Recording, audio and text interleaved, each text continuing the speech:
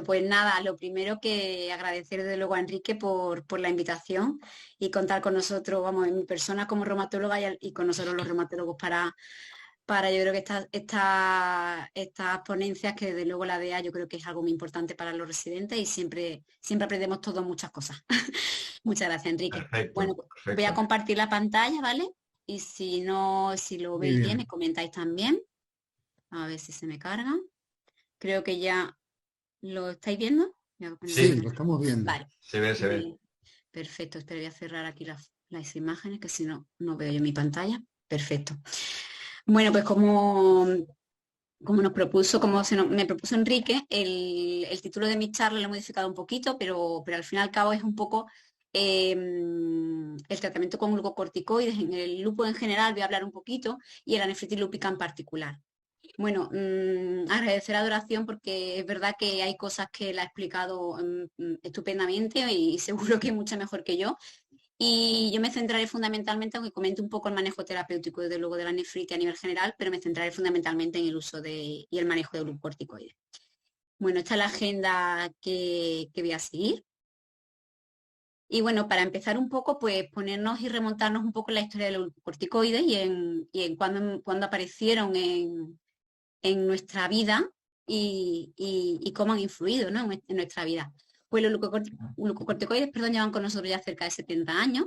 Es el pilar fundamental, aún sigue siéndolo, aunque realmente hay que hacer un manejo adecuado de ellos en el manejo y la mejoría del pronóstico de nuestros pacientes con lupus. Y fueron en los años 50, junto con los antimaláricos, cuando empezamos a poder utilizar estos glucocorticoides. Posteriormente aparecieron también otros inmunosupresores como la azatioprina en los años 60 y posteriormente en los años 90 también aparecieron otros que manejamos también nosotros para otras patologías como el metotrexato. Posteriormente es verdad que ha habido casi 40 años sin avances importantes terapéuticos, pero desde los años 2000 ya empezaron a aparecer nuevos fármacos, nuevas terapias que realmente nos han mejorado el manejo de nuestros pacientes con lupus, entre ellas primeramente el micofenolato, el rituximab, y ya a partir del 2010, pues las terapias biológicas que ya en la actualidad pues están apareciendo y bueno, y que seguirán apareciendo, esperemos, para el manejo de los pacientes con lupus eritematoso sistémico. Como bien comentaba Adoración antes, ¿no?, los glucocorticoides ejercen su efecto antiinflamatorio a través de dos vías. Ella lo ha explicado muy bien, está la vía genómica y la no genómica. Es un poquito un esquema donde vemos cómo la vía genómica se va a activar con dosis pequeñas de glucocorticoides de 2,5 a 5 miligramos al día. Y la acción la va a hacer fundamentalmente afectando a todas las células. Se produce una interferencia con la transcripción genómica de moléculas inflamatorias, de tal manera, como digo, afectan a todas las células. Esta vía es la que conlleva la activación de esos genes inhibidores que van a dar como resultado los eventos adversos que tenemos con los glucocorticoides.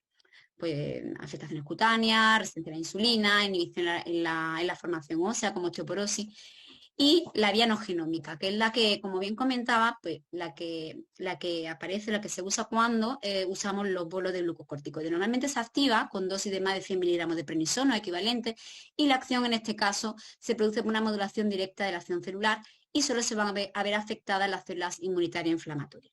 De tal manera que, como decimos, esta vía nos va a ayudar, o parece que nos va a ayudar, en el manejo de la reducción de los glucocorticoides, sobre todo en esos pacientes que van a necesitar unos bolos de glucocorticoides en la actividad moderada grave del lupus. O sea que habrá que prestar importante atención a la vía no genómica del glucocorticoide.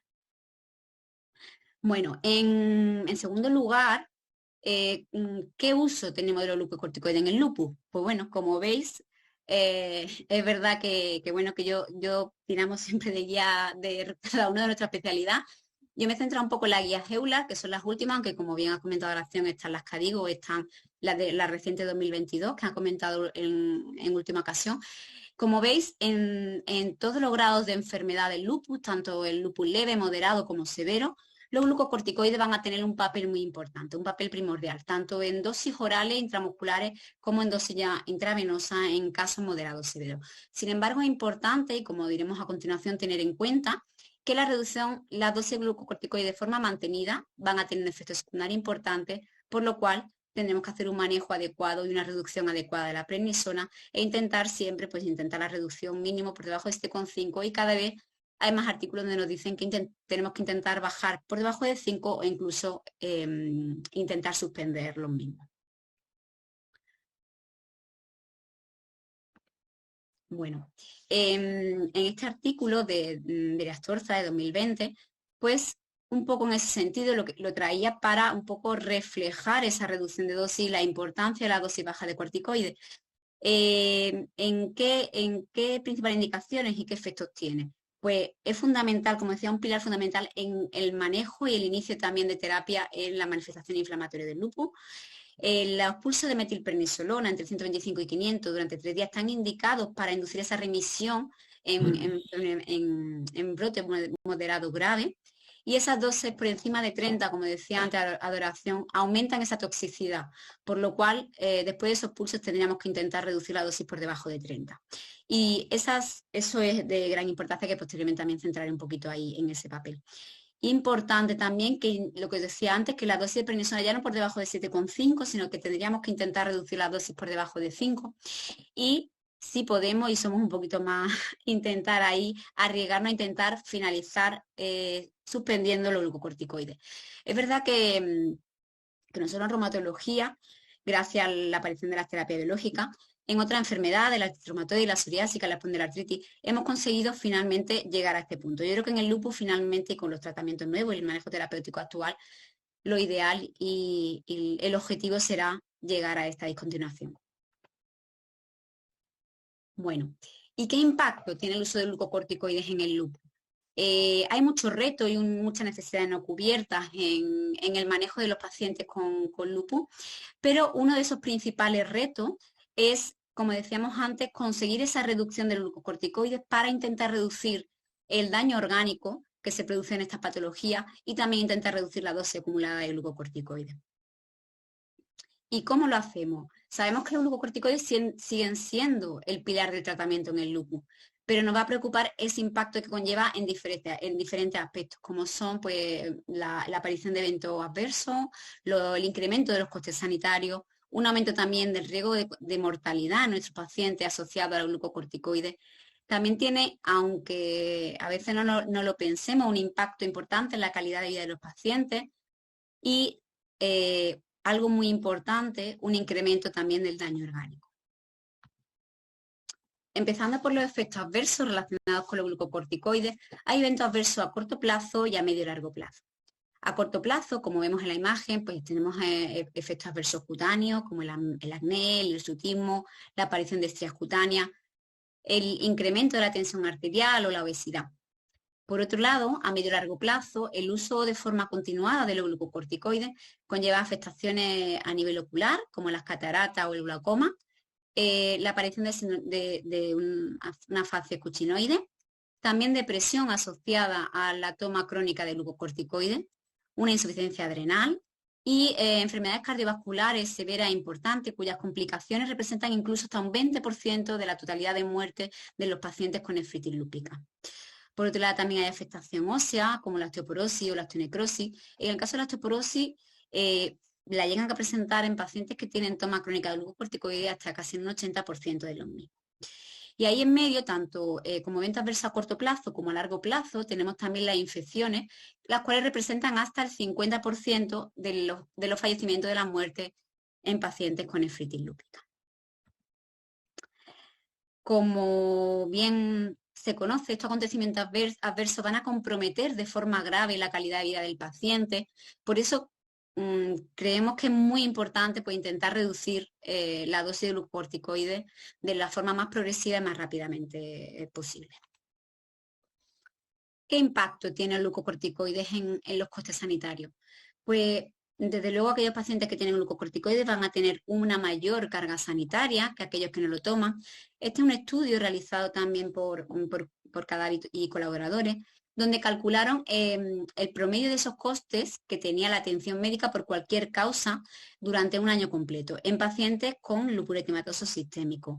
Era una corte importante, como eran 18.000 pacientes, y lo ajustaron en función de la dosis exposición de glucocorticoides. Dividieron en alta dosis, por encima de 20, dosis media, baja dosis y aquellos que no tomaban esteroides. Concluyeron que el uso prolongado de corticoides orales, especialmente aquellos que lo tomaban en altas dosis, por encima de 20 miligramos al día, se asoció con un mayor coste y con una mayor utilización de los recursos de la atención médica. En relación al riesgo de mortalidad, es destacable que esa exposición acumulada a los glucocorticoides se va a asociar, como es lógico, también a una mayor tasa de mortalidad en estos pacientes.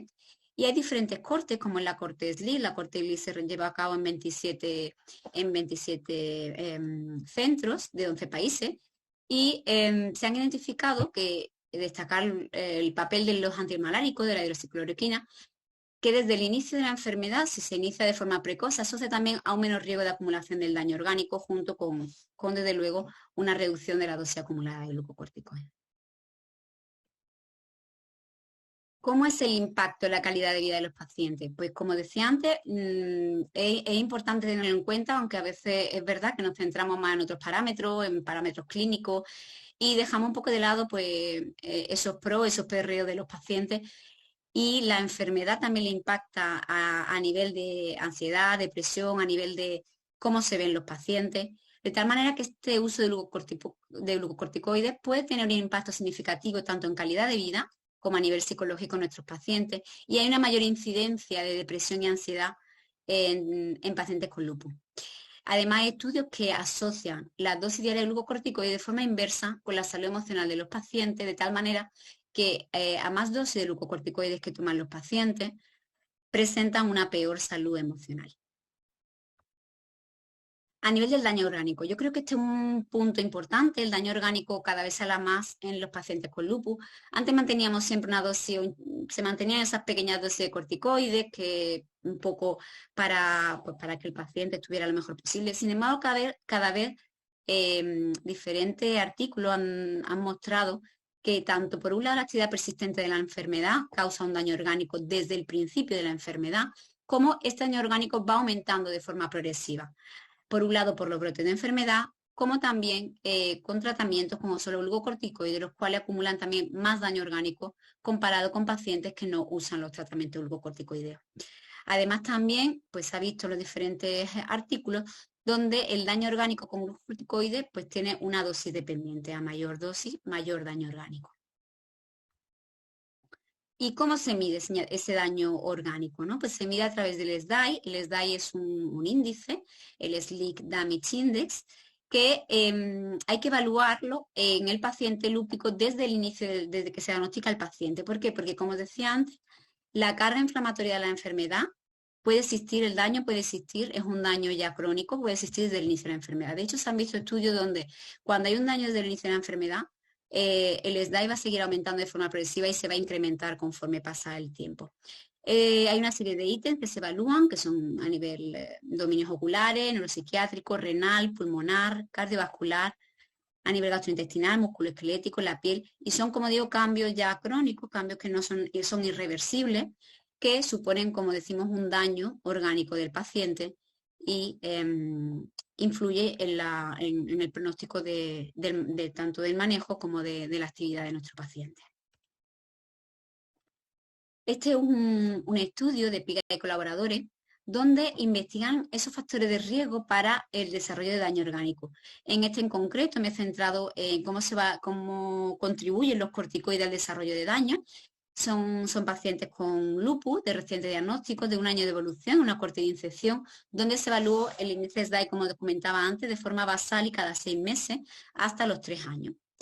Se evaluó esta contribución como decía, de los glucocorticoides al desarrollo de daño y se definió el daño como aumento del índice SDAI de 0 a 1 o más.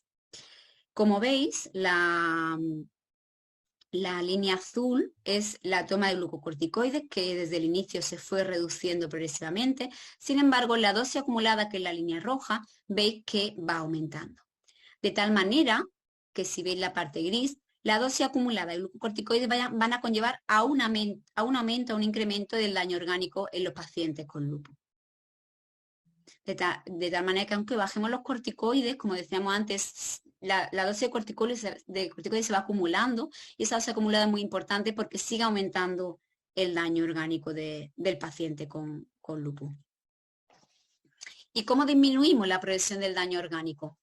Pues según las guías, tanto EULAR ACR, la británica, las CADIGO, ¿qué nos dice? Que el tratamiento tiene que tener como objetivo conseguir la remisión o la baja actividad de la enfermedad. Lo ideal, como en todas las patologías, queremos la remisión, sin embargo, a veces es verdad que es difícil, por lo tanto, al menos conseguir una baja actividad de la enfermedad. ¿Para qué? Para intentar prevenir esa acumulación del daño orgánico, porque a mayor daño orgánico en el lupus, este se va a asociar a una mayor actividad de la enfermedad, a un mayor daño orgánico basal y también a aquellos pacientes que tienen una dosis acumulada mayor de glucocorticoide o una mayor dosis de glucocorticoide. En cuanto al objetivo de tratamiento, como os decía antes, queremos la remisión o la baja actividad. ¿Qué definiríamos como baja actividad? Baja actividad es aquel paciente que tiene una LDAI de menos de 4, pero que no tiene actividad en sistemas orgánicos mayores, ni anemia hemolítica o no tiene ni actividad tampoco a nivel gastrointestinal. Que tampoco haya presentado una nueva actividad de la enfermedad con respecto a la última evaluación que ha tenido en consulta y que la valoración global del médico sea de 1 o menos. En estos pacientes se permite una dosis de prednisona por debajo de 7,5 o igual a 7,5 y también que esté con tratamiento de mantenimiento pero con dosis estables y bien toleradas de inmunosupresores o de alguna de las terapias biológicas. Por otro lado, que sería pues lo que intentaríamos como objetivo primordial, es conseguir la remisión clínica. En este caso se diferencia en remisión clínica sin uso de corticoides o también una remisión también completa. En los dos casos, como características comunes, estos pacientes lo consideramos una remisión clínica cuando presentan un índice de actividad, un LDAI de 0, cuando la valoración médica global del médico está por debajo de 0,5 o igual a 0,5 y cuando conseguimos una dosis de prednisona igual a 0, es decir, que el paciente finalmente consiga suspender los corticoides y que tampoco tengan tratamiento inmunosupresor o terapia biológica asociada a la terapia estándar con Dolquín en este caso si lo tuviera. Esto a nivel general de la enfermedad. La única diferencia en remisión clínica y remisión completa es la serología positiva. Hay pacientes con lupus quiescente que pueden tener anti-DNA o complemento alterado, bajo en este caso, o aquellos de remisión completa serían los que tienen también la serología negativa, además de las características anteriores. Y en el caso de la nefritis lúpica, ¿cuál sería el objetivo en el tratamiento de la nefritis? En este sentido, lo ideal y el objetivo primordial sería, por un lado, prevenir brotes, preservar la función renal y conseguir esa remisión completa, si no se puede parcial, manejar esas comorbilidades y disminuir los efectos adversos secundarios de los fármacos y mejorar también la calidad de vida y la supervivencia del paciente. ¿Y qué objetivos tenemos en el manejo terapéutico de la nefritis lúpica? Esto un poco porque tengáis de forma visual pues, el tratamiento de la nefritis lúpica. Esta es la guía, como decíamos antes, la guía EULAR esta. Pero no me voy a meter en la parte de inmunosupresores, ya lo he explicado perfectamente como decía de oración. Me voy a centrar fundamentalmente en los corticoides. En el tratamiento para la nefritis lúpica, clase 3-4, más o menos clase 5 y también para las clases 5, bueno, junto con el tratamiento, como bien sabemos, es un inmunosupresor con miclofenidato o ciclofosfamida.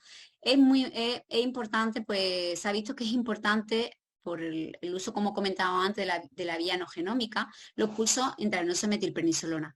Y nos anima y nos recomienda a usar, igual que en esta otra guía, usar corticoides orales a bajas dosis, entre 0,2 y 0,5 miligramos kilo día, 30 o menos de 30, no más de 30 miligramos kilo día, continuando los pulsos de metilprednisolona. Cada vez, como digo, se ha visto que usando esta vía no genómica se puede conseguir reducir la dosis. La guía EULAR recomiendan estar 4 semanas con estas dosis y posteriormente intentar ir reduciendo hasta conseguir una dosis de menos de 5 miligramos, 5 o menos, entre 3 y 6 meses. O sea que cada vez la finalidad es intentar ir reduciendo la cantidad de glucocorticoides que se queda el paciente con nefritis lúpica. En el caso de la nefritis lúpica clase 5, incluso en EULAR nos dicen que seamos un poquito más estrictos, intentando reducir un poquito más rápido los glucocorticoides y mantenerlo por 5 o menos dosis. En este caso he añadido los nuevos tratamientos, como veis aquí, que en esta guía no aparecen, pero que posteriormente creo que María del Mar pues ya nos comentará también. En cuanto a los glucocorticoides, por ver un poco las ventajas y las desventajas. Un poco como resumen, los glucocorticoides, como bien hemos dicho, son muy efectivos para bajar la inflamación, pero pueden causar esos eventos adversos asociados con el tratamiento y con el daño orgánico a largo plazo. ¿Qué ventajas tenemos? Pues como hemos comentado, reduce la actividad de la enfermedad de forma muy rápida y son necesarios en muchas ocasiones. Tiene un efecto inmunosupresor mucho más elevado que un antiinflamatorio. Lo podemos usar en pacientes, en mujeres embarazadas, y van a inhibir y prevenir la inflamación crónica. Por otro lado, tiene una serie de desventajas, entre ellos que producen pequeño aumento de la, o sea, el incremento de la dosis, aunque sea pequeño, podría tener un impacto muy importante en la toxicidad y pueden causar, por un lado, diferentes eventos adversos, como hemos dicho antes, y también aumentar el riesgo de infecciones. De tal manera que la finalidad y la estrategia es minimizar la dosis acumulada de glucocorticoide y así mantener también una reducción del riesgo de brote. Y hay que considerar la reducción de estos glucocorticoides antes de disminuir los inmunosupresores y así consolidar esa remisión y disminuir también, como hemos dicho antes, el daño orgánico que pueden llegar a producir los glucocorticoides. Estas son unas pinceladas que pueden aportar los nuevos tratamientos para conseguir reducir los glucocorticoides. Pues tanto el Beli como el anifrolumab han demostrado pues, conseguir o tener un impacto como ahorrador de glucocorticoides en los diferentes ensayos clínicos. En los pivotales del BLISS pues, se asoció con una reducción de dosis de glucocorticoides, aunque es verdad que no es significativa. Luego en estudios post-hoc sí que se consiguió esa reducción significativa. En pacientes que tenían ya una dosis basal de prednisona por encima de 7,5 se consigue una reducción del mismo, al igual que en los ensayos pivotales de anifrolumab, donde la dosis de glucocorticoides disminuyó por debajo de 7,5 al día y esa reducción se mantuvo hasta la semana 52. Bueno, para concluir, comentaros que el objetivo ideal del tratamiento en el lupus es la remisión completa, que sería el objetivo al cual tendríamos que intentar alcanzar, pero si no fuera posible hay que conseguir esa remisión clínica o baja actividad de la enfermedad.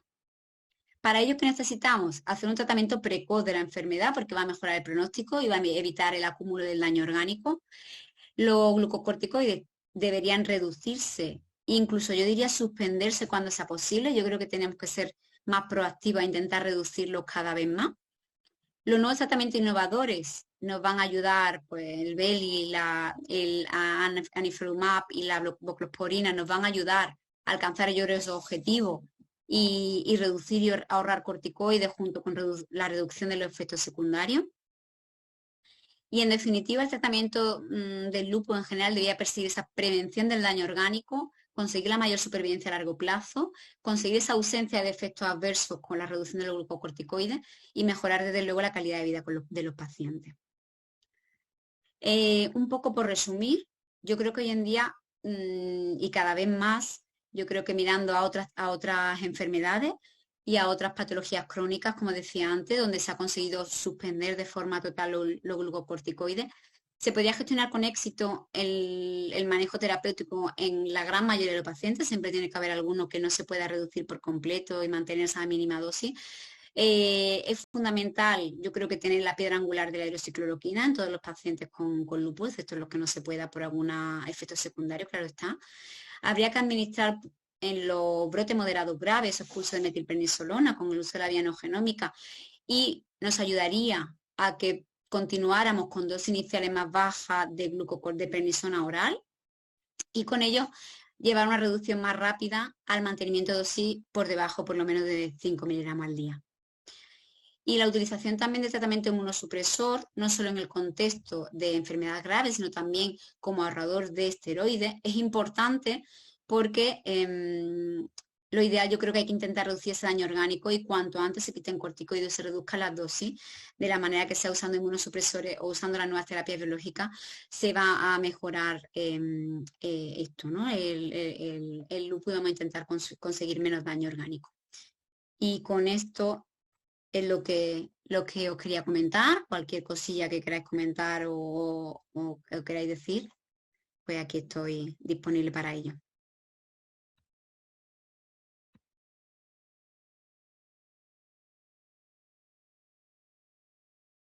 Muy bien, Sara. ¿Hay alguna pregunta? en el foro, que se dice. Nadie se anima a preguntar algo.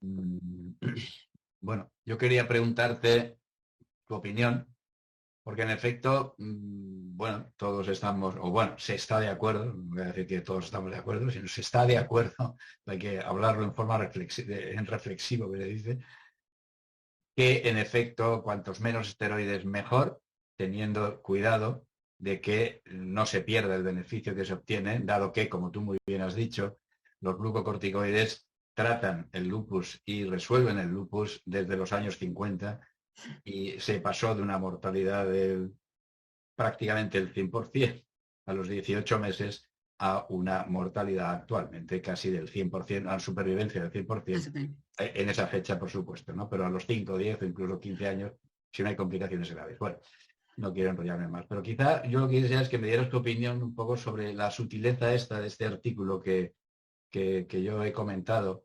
Y es probablemente, o seguro que usar corticoides aumenta el daño acumulado, la puntuación del SLIG, ¿no? del damage index, y eso supone riesgo vascular.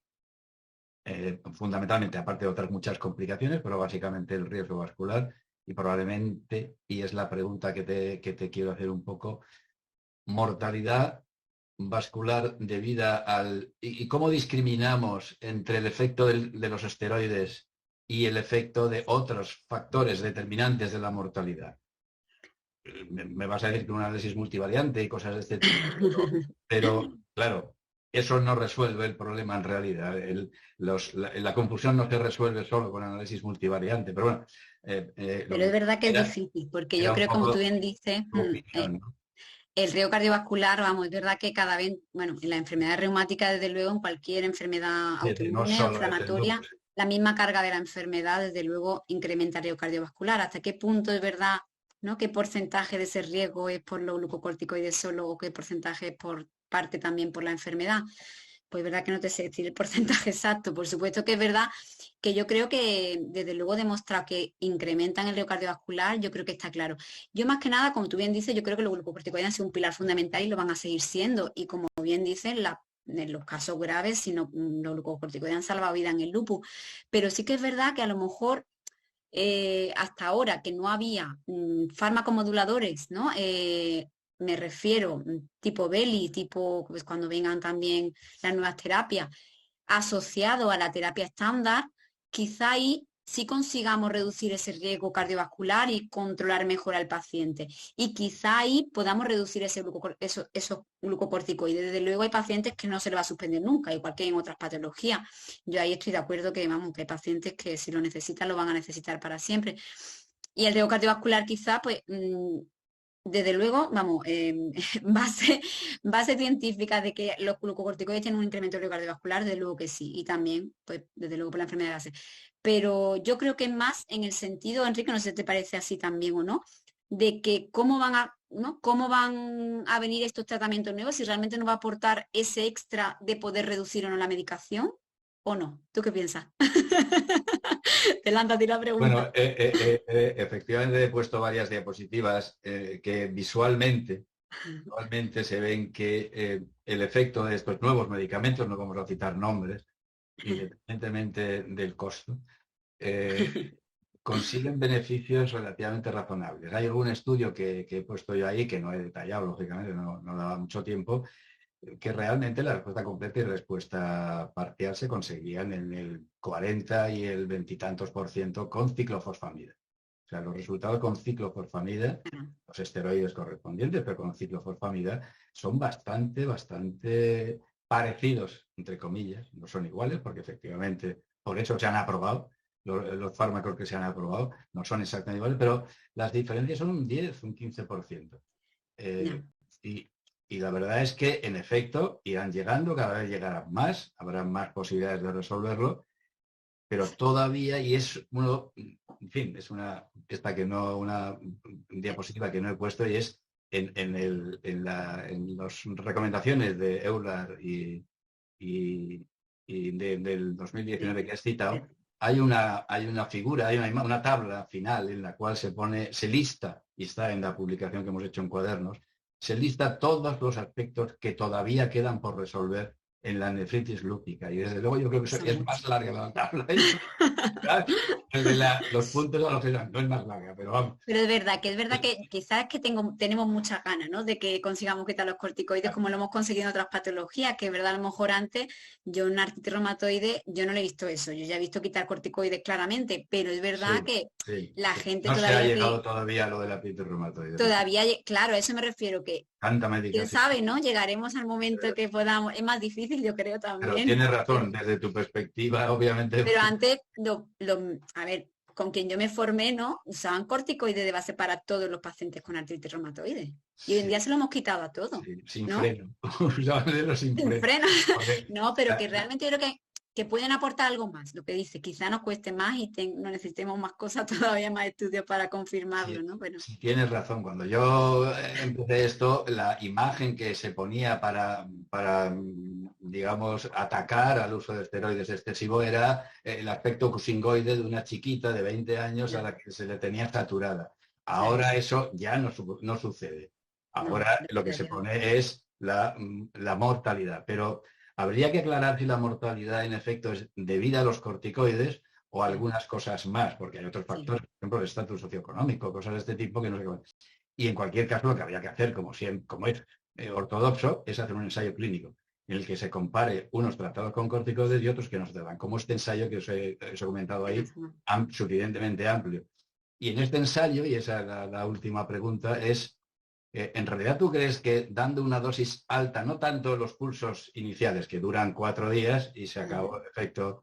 el efecto que tenían, sino dando durante las primeras semanas dosis más altas, pero corriendo a reducir la dosis, que es lo que estos argumentan, se podría efectivamente conseguir la mejor respuesta inicial, conseguir controlar la situación más precozmente significa que te ves obligado a poner menos tratamiento después, tienes que estar menos tiempo poniendo tratamiento, porque ya lo has controlado al principio, y al final, con una dosis similar, porque la cuantía de los dos grupos de comparación en este caso era la misma, la dosis total, Ujú. porque se acababa poniendo la misma, pero en un caso se controlaba la situación de actividad más rápidamente que en el de la dosis baja, que es lo que ahora se presume. Podría ser un razonamiento un poco, bueno, tú controlas más rápido el problema y también controlas más rápido las consecuencias del uso prolongado de esteroides, ¿no? O sea que Claro, es verdad que, vamos, contándolo y cuando nos leemos las vías, es verdad que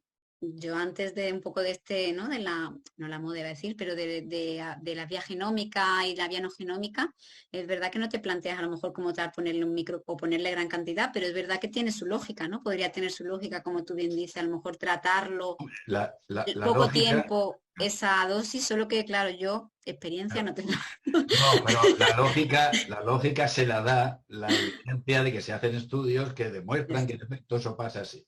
Es eso, el justificar el uso de fármacos por su mecanismo de actuación o por sus efectos en los animales de experimentación no no, tiene no sentido. tiene Hay que sentido. explicarlo porque funcionan en el contexto clínico y en las condiciones requeridas para validar ese resultado, ¿no? Esa es la clave del Sí, asunto. sí, eso está claro, claro. Bueno, la tendencia es a Bueno, usar pero menos, Enrique, veremos. perdóname, antes de que concluáis.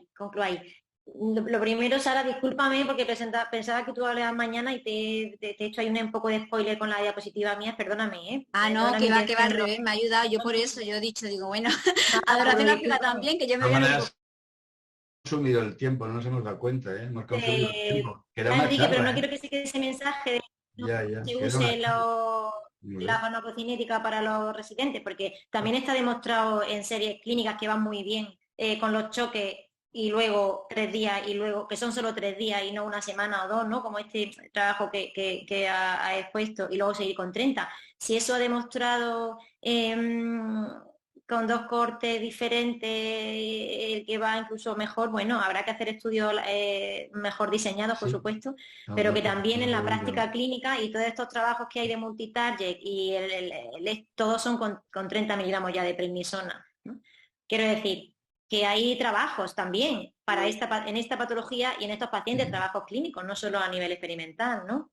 Como para avalar los 30 miligramos Bueno, de inicio previo choque, ¿no?